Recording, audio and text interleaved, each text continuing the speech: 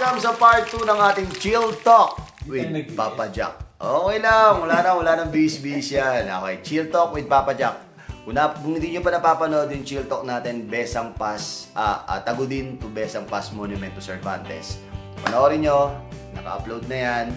And then, kung gusto nyo pumunta ron, panoorin nyo muna yun para at least may tips kayong matutunan at malaman bago kayo pupunta ron. Alright? So ngayon, ang pag-uusapan natin mga master, itong episode 2 natin ng Chill Talk with Papa Jack is Cervantes Town proper naman to Sagada.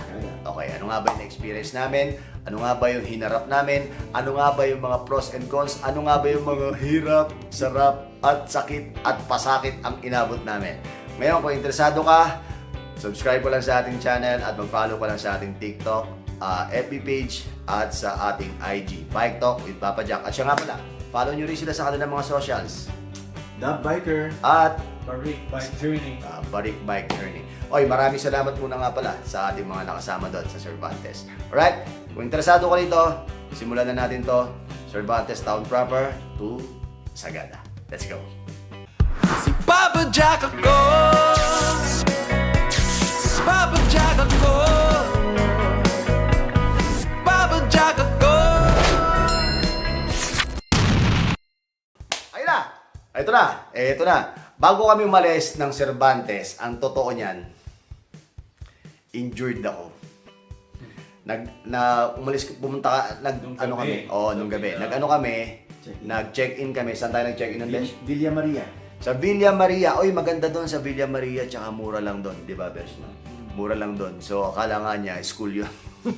Kung eskwela. Sabi niya kasi mukhang eskwelahan. Type nyo lang Villa Maria kung pupunta kayo ng Cervantes, town proper. Type nyo lang Villa Maria. Maayos yun, maganda doon. Tapos, ang mura lang. Magkano yun, Besh? 600. 600 per head. Per head, yes. Oh, 600 per head. So, hindi mo na, may aircon din nakasama yan. Ayan. So, anyway, Aircon, doon kami nagstay. Diba? Doon kami nagstay. Maliit na community lang yun, actually, yung town proper na yan. Maliit na community lang. Tapos, di dating kami doon, sa kasamaang palad, naligo ako. Sabi ko sa inyo, hindi ako naliligo pagkatapos ko mag-ride eh. Sabi ko, naglilinis na ako ng singit-singitan ko eh. Tapos, bibihis na ako eh. Kasi hindi ako ganun talaga. So, pagkatapos namin kumain, muna kami doon, lumabas kami, may mini market daw doon, may night market.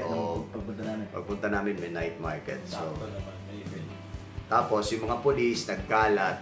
Kasi may curfew doon, wow. May curfew doon sa Cervantes, town proper. 9 p.m. dapat wala nang nasa kalsada. Lights out.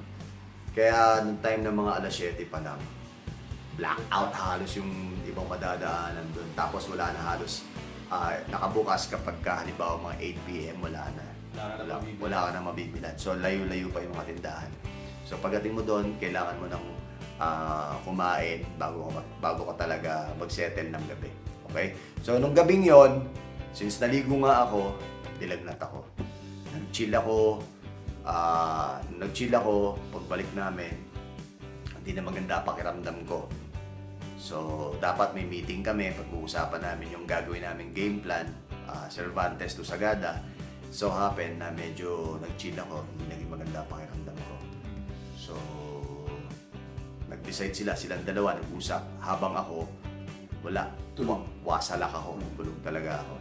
So, yung napag-usapan nila doon, hindi ko na alam kung ano yung ano. Hindi, inaral lang namin yung ibang inaral namin yung video yung ibang vloggers e-bike vloggers na ginawa na yung ride. So, inaral namin yung, para prepared kami. Para ma-relay namin sa kanya yung track nga, kung kaya ba ng katawan niya. kaya ng katawan niya.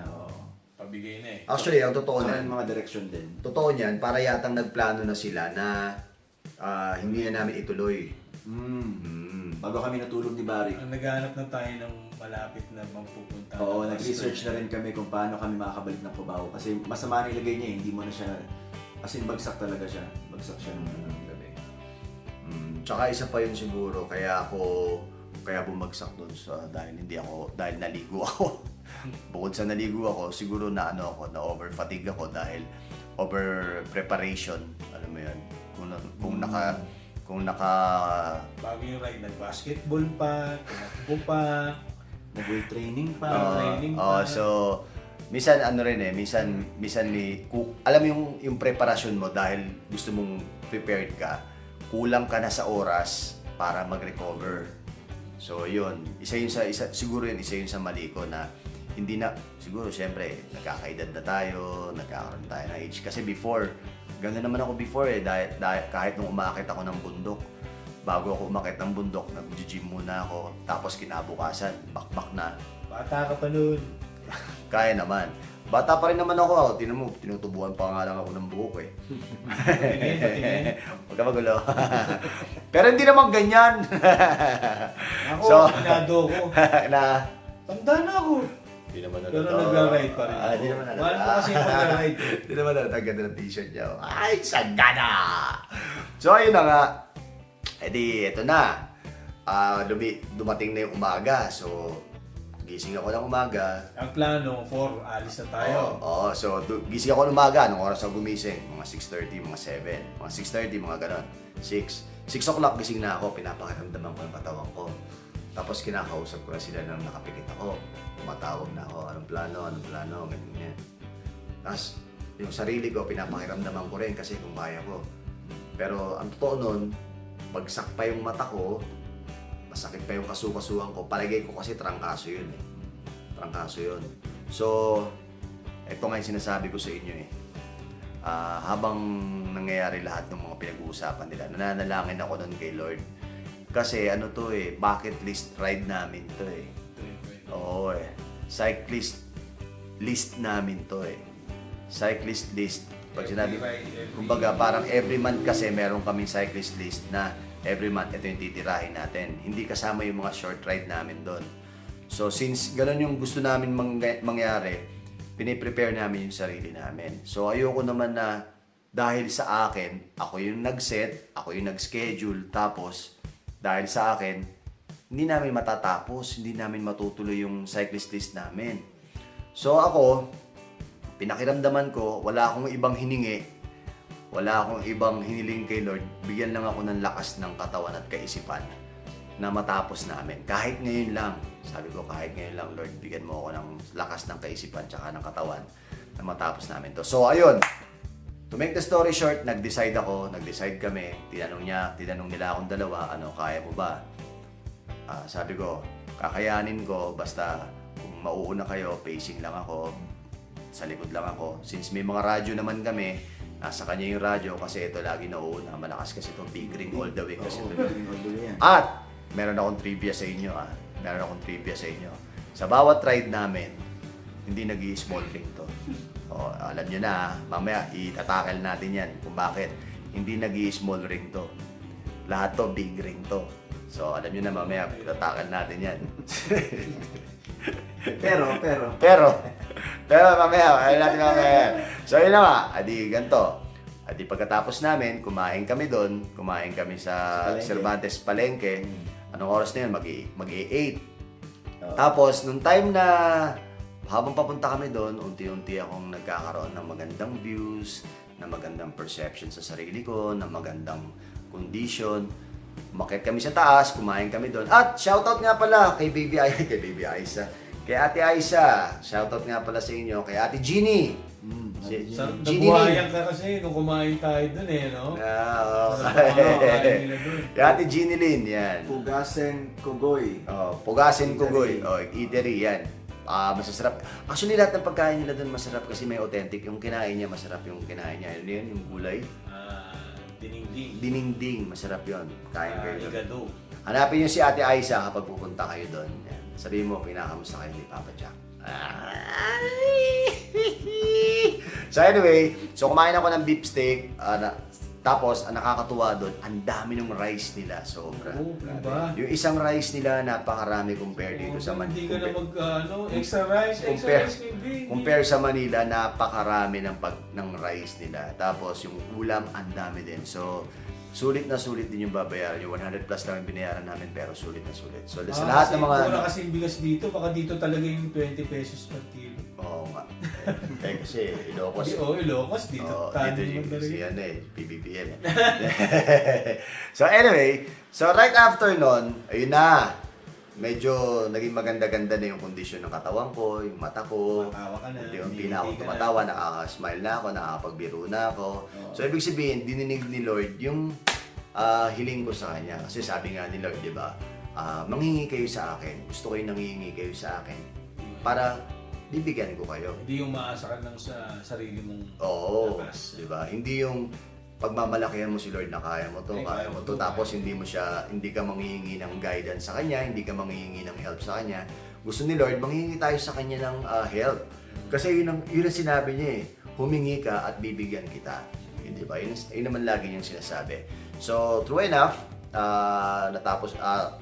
nakaraos ako dun sa nararamdaman ko, nagtuloy-tuloy na kami. So, yung first, medyo hindi ko natanda mula Cervantes to ano ba yung experience natin doon? Hayahay pa. Ilang kilometers pa yun? Cervantes hanggang Sagada na. nung ni-research natin yan, Cervantes to Sagada, 54. 54. Pero hindi nangyari Hindi, yun. Hindi nangyaring 54 yun. Kasi medyo nagko-collapse din ng Gmaps eh. So, expected namin talaga is mga 60 kilometers. So, ayun, habang umaahon kami ng Cervantes, papuntang Sagada, nung una, yes, medyo maalwan. Actually, Yes. Etong sabihin ko good news to para sa inyo kasi yung Cervantes to Sagada, ang tatagusin mo Halsema. So bago ka dumating sa tatagusin mo Halsema, banayad ang kalsada. Banayad, umaahon. Hindi katulad lang sa Besang Pass. Umaahon, tapos ahon, recovery. Ahon, recovery.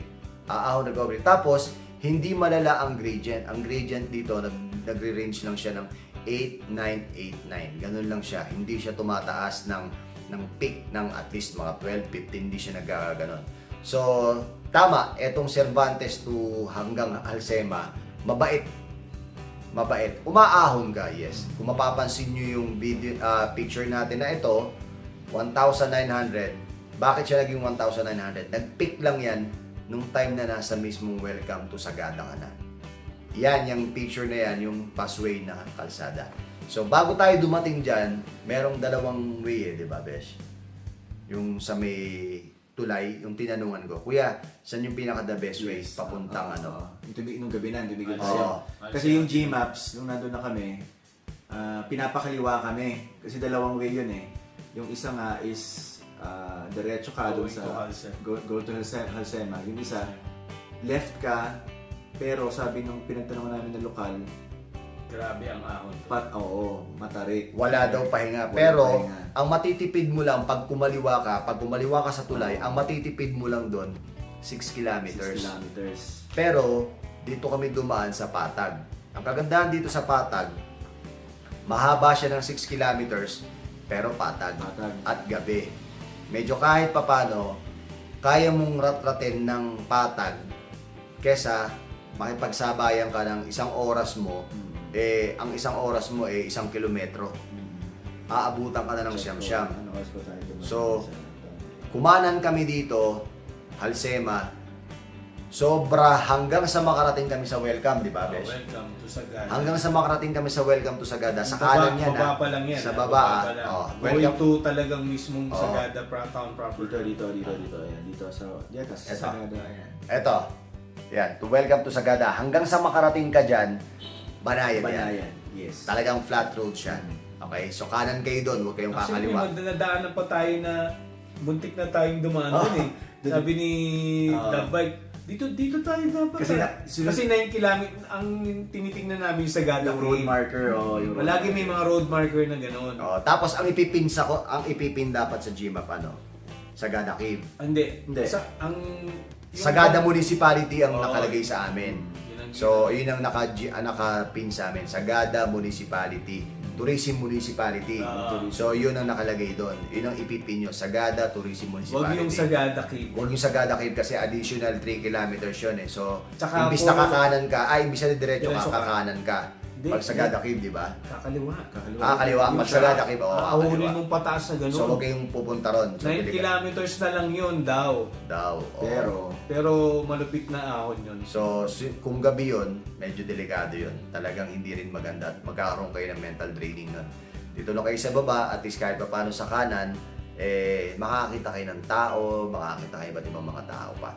So, yun, hanggang sa pagdating mo doon, pagdating naman doon sa habang umaahon kayo, may mga ilang kilometers, siguro mga 3 kilometers, 4 kilometers, may mga nabibilang tindahan. May mga tindahan, hindi gaya doon sa Tagudin, Besang, walang tindahan. Eto, nakabili pa tayo ng tubig, nakapag-refill pa tayo, nakabili tayo ng mga tsokolate natin. So kahit pa paano meron pa, okay pa. So eto na tayo. Eto yung natitira dun sa 60 kilometers na natitira na tinatawag natin, tatawagin natin tong 11 kilometer Hell Road. Hell Climb. Hell Climb yun, promise. Namuulan. Hell Climb yun. Nung tayo kasi, yung gabi na. Bakit ko nasabing Hell Climb? Ikaw masasabi mo bang Hell Climb yun, Besh? Oo. Masasabi ko rin siya. Well, base sa experience namin tatlo kasi inahon namin yon. Dumating kami din sa Welcome to Sagada. 6:42. 6 something. 6:42 p.m.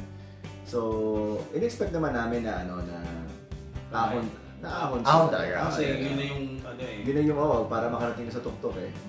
Pero ang nangyari kasi, yun nga, yung elements, umulan, may hangin, may Diesels, aso, gabi, walang ilaw sa mga poste. walang ilaw. Ikaw, Besh. Walang ilaw. Ito talaga kasi, tahimik na rin eh. Medyo hindi na rin maganda kondisyon namin. Ikaw, Besh, ano nararamdaman mo maahon tayo nun? Gusto ko matapos na. Yung, kahit napagod na ako, basa ka na ng ulan, gusto ko matapos na. Tapos yung mga trail food namin na natitira, tinitipid Irarasyon na namin. Every time na ito kami, Kain na. meron ka pa ba dyan? Kopya, yun ang kagandahan sabi ko sa inyo na may mga kasama kayo na Para lang, yung energy mo, yung power mo, madagdagan ba?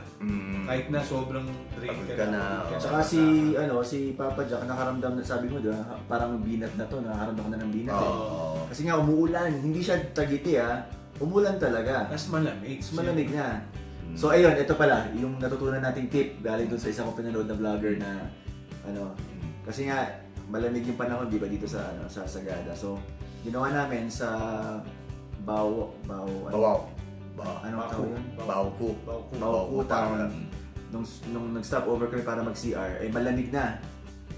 May nakita akong butika, bumili ako ng surgical gloves. Rubber. Latex gloves. Kahit pa paano, yes, naka-help yun kasi Ito. yung paghubad ko ng surgical ko, pawis. Pero napakalamig Oo. Napakalamig, yes. Napanood ko to sa isang vlogger sa Europe. Kasi hindi rin siya ready. So bumili siya nito, sinuot niya, saka gloves. Para hindi pasukin ng lamig yung kamay. Actually, pawisan yung Pawis yung kamay, At along the way nga pala dun sa sa papuntang Sagada, may mga broken roads, may mga ginagawang roads. Talagang kung kayo ay Dapat ang gabi. Tsaka bukod sa inabot ng gabi, kung kayo ay naka-fast rolling na tires, hanggat maaari, akayin nyo na lang yung bike nyo kasi hindi maganda yung daan. Madulas, tsaka hindi mo siya makikitang maaraw dahil may fog. May fog eh. So ibig sabihin yung fog na yun yung nagbabasa mismo sa lupa. So putik talaga. Yung pababa, di ba, sa Bauku? Buti na lang,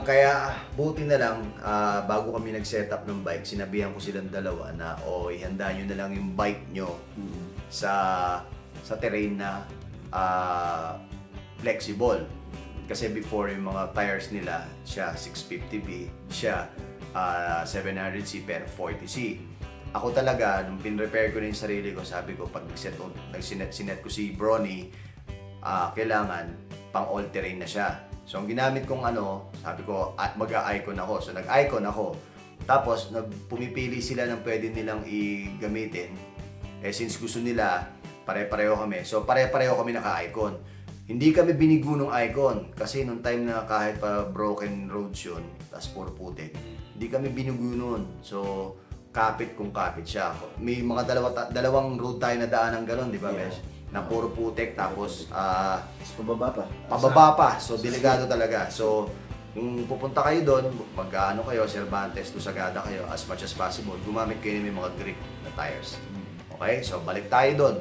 Sa welcome sa Basta welcome tayo ng doon. ano. Oo. Basta Ano tayo. tayo? Sa welcome na Nandun na tayo sa welcome to 11 Sagada. kilometers. Oh, 11 kilometers na hill climb.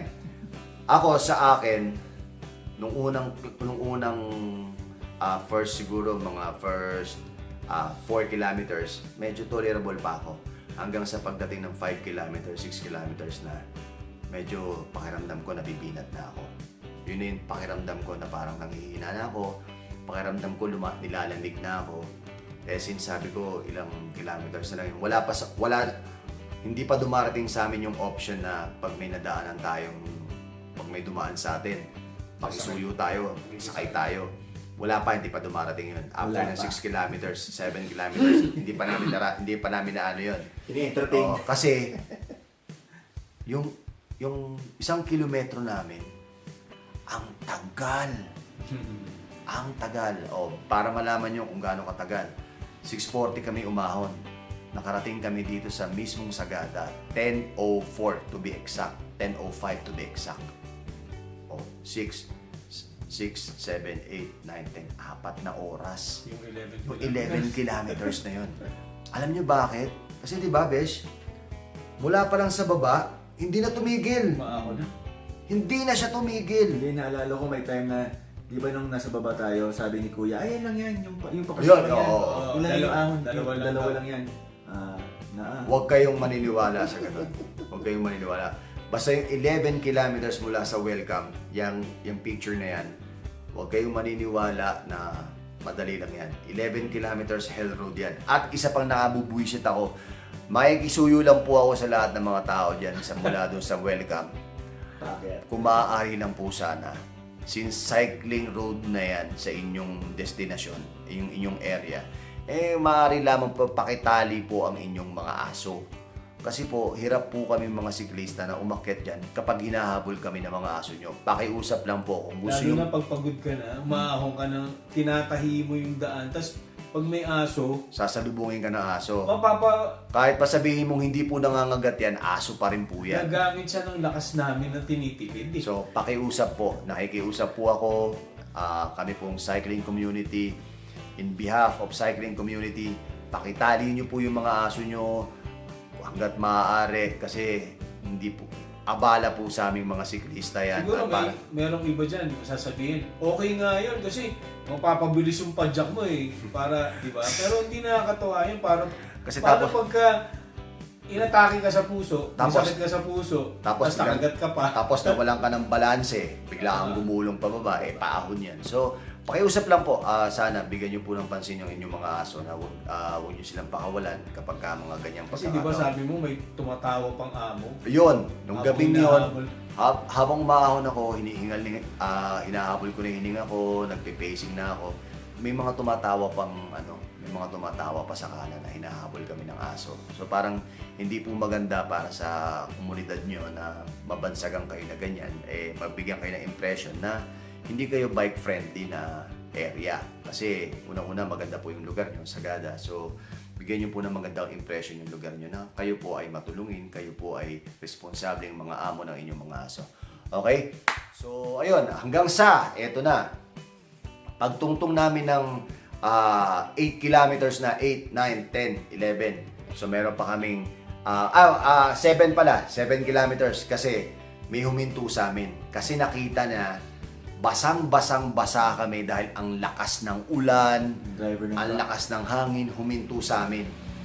Kasi may mga broken roads din may mga alternate road na bawal kang dumaan sa kanan kasi ginagawa. So, ano ka? May May reblocking yun, reblocking. Isa pa yun.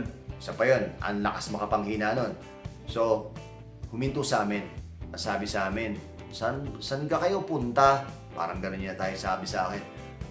Sagada po kaya malayo pa ba po yan? Ala, mga 5 kilometro pa yan. Yung sabi sa amin. Pero pag-check ko sa mapa, nasa 6.2 kilometers pa to be exact. Kasi talagang tinignan ko yun. So, 6.2 kilometers. So ako, wala nang ibang nag-ano sa isip ko nun, kundi tirahin na natin to kahit basang-basa na kami noon.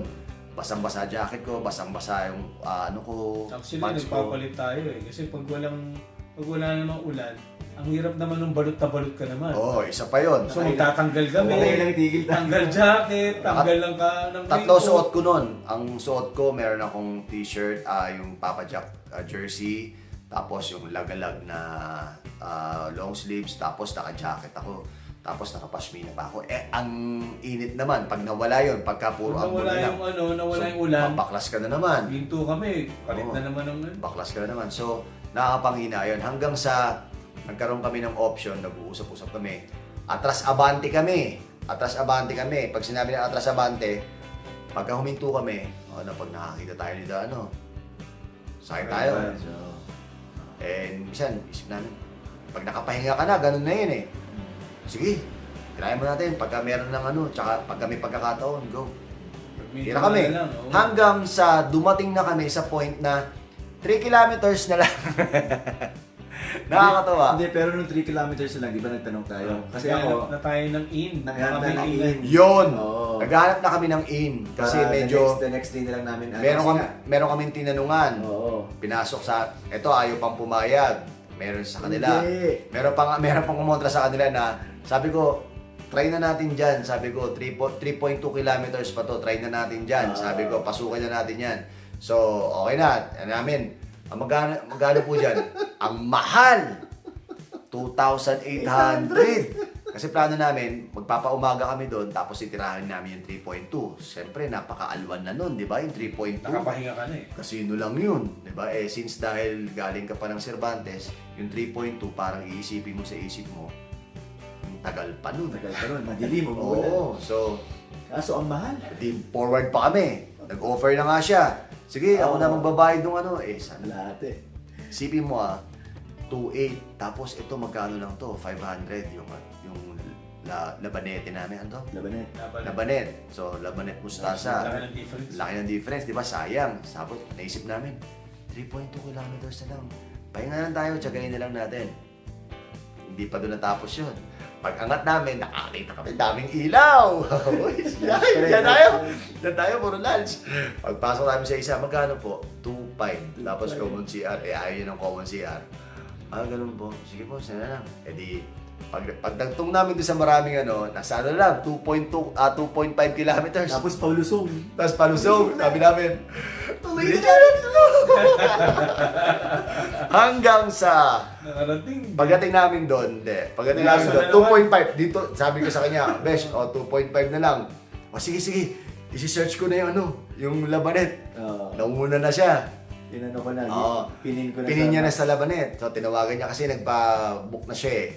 Nagpatawag na siya eh. So, na-intro na kami dito. So, may kwarto na kami. So, talagang schedule namin 2 nights kami rito. So, ayun, hanggang sa nawalan na ako ng ilaw. Nasa hulihan na ako kasi wala na. Wasted na talaga ako. Hindi ko na kaya. Si Dubbike na una. Inabang ako na to kasi nakita ko, ang layo mo sa amin eh. Ang layo na. Tapos patay. Tsaka paway na eh. Baka dito pumunta si Papa Jack. Dito Kaya kayo natagalan. Oo, kasi naiwan to. Okay. Naiwan natin. Pag bumaba rin Akala ko ako, nasa likod. baka ko. dumiretso siya. Hindi. Sorry. Wala. May akin na. Nauna. Akin na. Okay na. Hindi, patay na rin yung radyo namin kasi lobat Oo, yung mga radyo namin eh. Ako, patay na rin yung ilaw ko. Sakto, buti namatay yung ilaw ko. Malapit na kami malapit na kami sa Sagada. Mismong town Hinabol ka proper. rin ng aso. Tapos, isa pa yung nakakabuisit. Kaya nga, yung sa vlog namin yung Sagada, makikita nyo yung mga aso yan. Mga aso na, ayan, yung mga aso na yan. Mga sirauli yung mga aso na yan. Pagkagising ko ng umaga, pagpunta namin sa town proper, sabi ko, kayo yung mga nag-aabang sa amin dito eh. Ayan, yung mga asong yan. So sa gabi, nakakawala sila dyan. Sa kabuuan ng town proper na yan. So pag ahon namin, medyo nung nakita ko si The Biker, pababa kami dito sa Labanet, Gumaganon-ganon na siya at confirm positive. Ayun. Pagpahinga rin. And the rest are history. Punta rito sa Sagada. At meron pa ako nakalimutan. Yung Sagada namin, yung Cervantes namin, yung 15 kilometers, kalagitnaan ng Tagudin to Besang Pass, nag-small ring na to. Nag-small Hindi, ring na to. kasi Hindi talaga nag-ano to. Nag-iba kasi ako ng setup ng bike eh. Tsaka solid na bakal na tayo eh. Dating dala ko seaboard eh. Maganggang pa kasi. Oo, no? magaan-gaan pa. Eto kasi bakal. Tapos nag-front bag ako, tapos nag-saddle bag. So, Hindi ako sanay. na small ring. Nanibago ako. Okay, kala ko yung sa small ring. Like, small ring na siya all the way kami. Kaming tatlo, naka-small ring na kami all the way. So, kaya nga sabi ko sa inyo, yung setup namin is touring friendly. Kasi yung ratio nun is 36-22 kami. Kami dalawa, parehas kami. So, siya naka 36-26. Pero siya 11 speed, ako 10 speed. Ikaw ilang speed ka ba? 11. So, lamang sila. 11.46 siya. Sila ang dalawa naka 11.46. 42 ko, parehas tayo. Hindi, 11 speed ka eh. 46 ka, besh. Ako, 11.42. So, silang lahat kami, pare-pareho kami naka small ring lang. So, napag small ring namin to. Kaya Napag small ring siya ng Sagada. Oo. So, sa madalit sabi, nabinyagan na siya ng small ring. At kahit sa patag, naka-small ring na siya kasi komportable na kami doon eh. Kasi alam mo bakit? Wala na kasing power eh, no? So ayun lang. Maraming salamat. Binigyan kami ng pagkakataon na marating yung isa sa mga cyclist list namin na matapos. Bike it list. Bike it list na sa mga susunod nga pala, sa December kami, medyo magpapahinga kami sa mas mahabang ride. Siguro magba-bike camp lang kami. Tapos in the middle of the short ride kung may pagkakataon kasi medyo busy na syempre per month yun, family time. Tapos syempre kailangan namin ibuhos yung ibang panahon namin sa mas sa family, sa sarili. So December, Bawi naman kalma. sa family. Para balanse lang. Kalma muna tayo. Tapos pagdating ng January doon naman tayo Naga Sorsogon Part 2 ng Bicol natin. Kasi yung una namin, Manila to Bicol, Naga, kaming dalawa lang yon. Hindi siya nakasama. So yung Part 2 natin, gagawin natin, kasama na siya. Hopefully, so January, kung lolobi ng Diyos na magkasama-sama ulit kaming tatlo na sa ride na yon. Isang epic ride ulit yon. Okay? So bago tayo magtapos, syempre gusto ko pasalamatan muna yung ating mga sponsor. Yes. Sponsor natin. Unang-una syempre yung major partner natin dito, itong Gear Protect. Mont Inks, maraming salamat dito sa lodge ating pinrovide. Tinulungan tayo kahit paano. Small things, pero big help para sa amin. Okay? So, Stingray Therapeutic Spray para sa hindi kami pinulikat, walang nagkaroon ng muscle fatigue, syempre, stress, napagod, syempre, yes, normal yun. Pero hindi kami pinulikat, kahit sa ang ride, Stingray Therapeutic Spray, kung gusto nyo yan, available yan sa ating TikTok channel. Okay? Punta lang kayo sa TikTok natin, makikita nyo sa TikTok shop. At bukod doon, syempre, yung mga minor sponsors natin, Bikery, maraming salamat. Cycle Art, maraming salamat. Pack Gear, ano pa? Roosevelt Bicycle Center, ano pa ba? Lagalag, ayun. Tsaka Pops Bike Shop, sa paggamit ko, sa binigay sa akin na napakaingay na hubs. Kaya siguro yung nahabol ng aso. Isa pa yun. Baka siguro kaya hinahabol ako ng aso. Pero pero solid yun. Kaya nga pagka dadaan ako sa aso, pumipidal ako. Kasi kapag ka naka-freewheeling ka, kumagana. So anyway, okay lang naman yun. Basta mahalaga, matibay, maaasahan, at the same time, affordable yun. At mabibili nyo yun sa Pops Bike Shop. Alright? Maraming salamat sa pagsama namin, sa pagsama sa amin. Follow nyo na sila sa kanilang mga socials, si The Biker at si Bike Journey. Alright? Palaging nadaan, mahirapan pero di susuko. Ako po si Papa Jack at kasama ko ang Papa Jack and Friends. Siya po si... The Biker. Siya po si... Bari. At palaging nadaan, humingi sa Diyos ng gabay para sa ating Paglalakbay! Ciao! Daikiryu! Daikiryu! Daikiryu!